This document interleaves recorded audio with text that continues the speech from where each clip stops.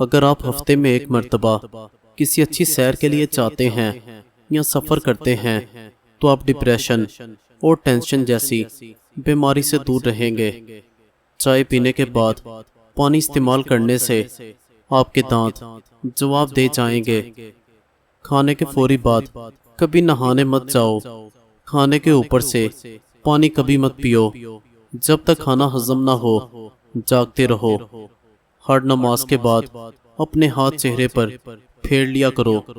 چہرے پر کسی قسم کے داغ اور کیل مہاسے نہیں نکلیں گے۔ بڑے ہوئے پیٹ کو کم کرنا ہے تو شہد استعمال کرو۔ لیموں کا قہوہ بنا کر پیو۔ چینی کے بغیر دودھ پی لو اور ورزش کو جاری رکھو۔ معمولی چوٹ آ جائے اور خون بہہ رہا ہو تو ٹھنڈے پانی کی پٹیاں یا برف کا ٹکڑا رکھیں۔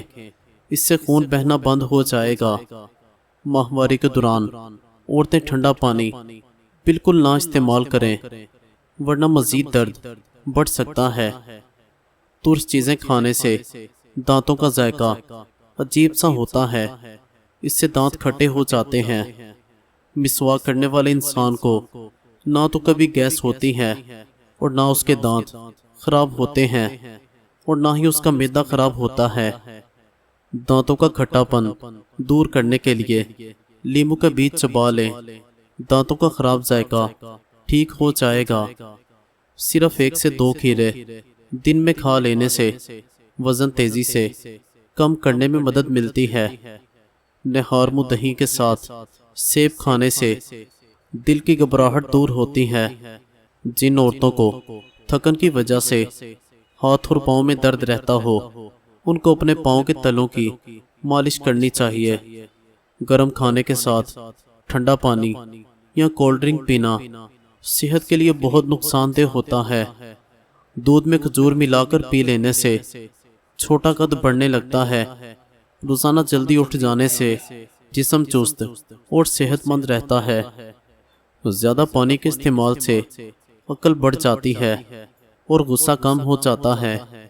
بٹیر کا گوشت کھانے سے کمر درد ختم ہو جاتا ہے۔ اگر معدے میں زخم ہو تو 1 لونگ پانی کے ساتھ نکل جائیں۔ مٹی کے پیالے میں دودھ گرم کر کے پینے سے طاقت آ جاتی ہے۔ والدین کی خدمت کرنے سے دنیا اور آخرت دونوں میں عزت اور کامیابی ہے۔ ہفتے میں 1 مرتبہ پانی میں 1 چٹکی ہلدی ڈال کر پینے سے پیٹ صاف رہے گا۔ مٹی کے برتن میں پانی پینے سے یادداشت تیز ہوتی ہے اور معدہ تندرست رہتا ہے۔ ریت پر کھیلنے والے بچوں کی ہڈیاں کمزور ہوں گی۔ دودھ میں سونف ڈال کر پی لیا کرو۔ آپ کی شوگر کنٹرول میں رہے گی۔ اگر ہلکے پیلے رنگ کا پیشاب آئے تو اندرونی طور پر فٹ فاٹ ہیں۔ سونف چبانے سے نظر کمزور نہیں ہوتی۔ بنے ہوئے چنے پروٹین حاصل کرنے کا بہترین ذریعہ ہے۔ یہ پیشاب بار بار آنے اور پیشاب کے مرض میں بھی مفید ہیں۔ جس انسان کے ہاتھ کانپتے ہوں تو بکری کے دودھ کے اندر شہد اور کھجور ملا کر کھا لیں۔ دل اداس ہو تو کسی مجبور یا یتیم بندے کی مالی مدد کرو۔ تمہارے دل کو سکون مل جائے گا۔ پانی کو ہمیشہ 3 سانسوں میں پینے والے انسان کو کبھی پھیپھڑوں کا کینسر نہیں ہوتا۔